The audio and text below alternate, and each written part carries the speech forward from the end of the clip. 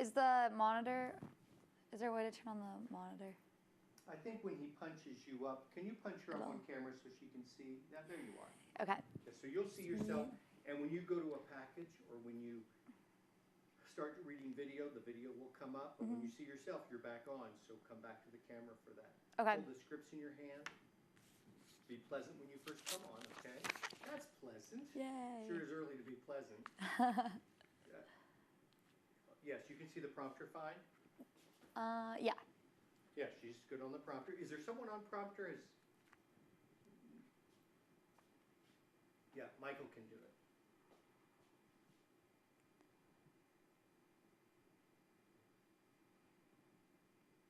I'm going to tell each student, try to get through this. If you mess up, try not to say stop, because I don't think we'll have time to do everything. Yeah. So muscle right through it, like as if you were live, okay? Sounds good. And I'll tell everyone the same thing. All right, we're good to go. Are you? Mm-hmm. All right, she's ready too. You count down at your leisure, Seth, and I'll show her.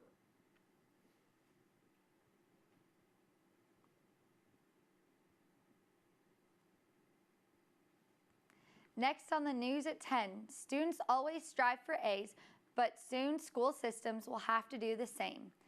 Plus, after hours of debate and a Republican holdout, the Senate passed its version of a major tax reform. And we'll show you how donated books are helping prisoners. Thanks for joining us tonight. I'm Caleigh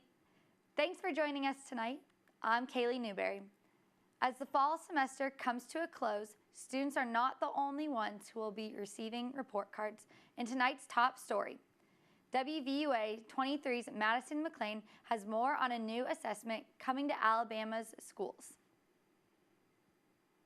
Roll through the package, just hold that. What is it, like yeah, let's leave it on there. If we run into time crunches, we may bail later, but for now, let's stay there. This package is running, so you just stand by, Caleigh. Sure.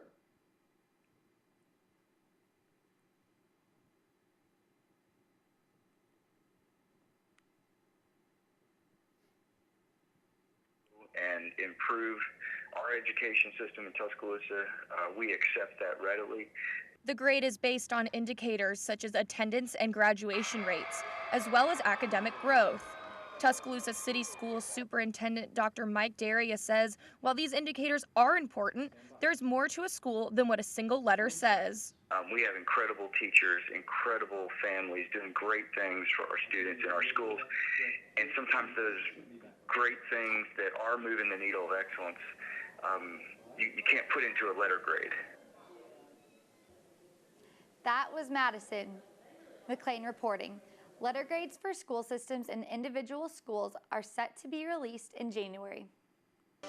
U.S. Senate candidate Republican Roy Moore is fighting to raise campaign money for the final weeks to election. Moore's allies says traditional GOP donors have rejected appeals for cash in recent weeks, as Moore has been hit with allegations of sexual misconduct.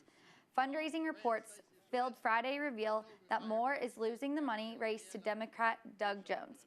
Moore raised $1.7 million from October 1st to November 22nd. Jones raised $9.9 million over the same period. Democrat Doug Jones is trying to shore up support among black voters. Jones held an event at predominantly black Montgomery Church yesterday after stops in heavily black areas of East Alabama. The state's Democratic basis is mainly black voters who account for 23% of the state's registered voters. A new poll gives Democrat Doug Jones a slight edge over Republican Roy Moore in the Senate race. A Washington Post school poll has Doug Jones at 50% and Moore at 47%. Allegations made against Moore in recent weeks have caused his support to fall. The special elections is December 12th. Doug Jones will be in Tuscaloosa tomorrow for a campaign stop at the Band of Brothers. There will be free food. The event will start at 2:30.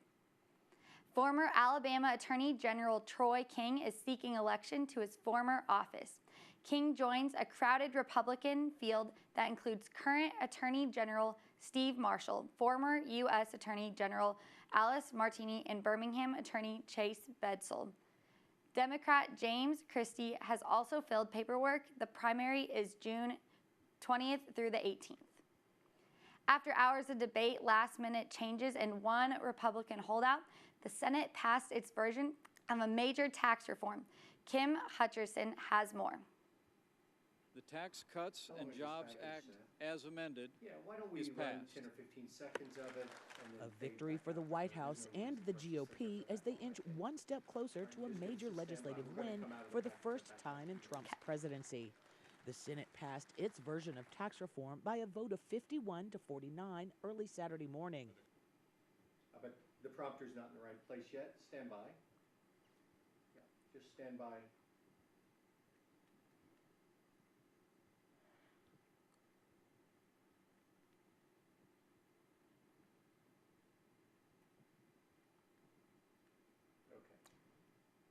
Tuesday, the Tuscaloosa City Properties Committee member will continue discussions on changes in the policies at Lake Tuscaloosa. They are looking at recommendations to require dock inspections and their precautions. Electric shock drownings got some attention in Tuscaloosa after the deaths of Shelley Darling and Liz Whipple. Also, Tuesday, the Council Administration Committee will give an update on short-term rentals. Back in July, the City Council approved changes to an ordinance allowing short-term rentals in 2 districts, the Lake District and the Downtown Campus District. There are about 1,800 sites for short-term rentals in these 2 districts. That's a look at the top of our stories tonight. I'm Caleigh Newberry. Thanks for watching and have a great night. Caleigh, thanks for being our guinea pig if I go with bird No problem. struggles.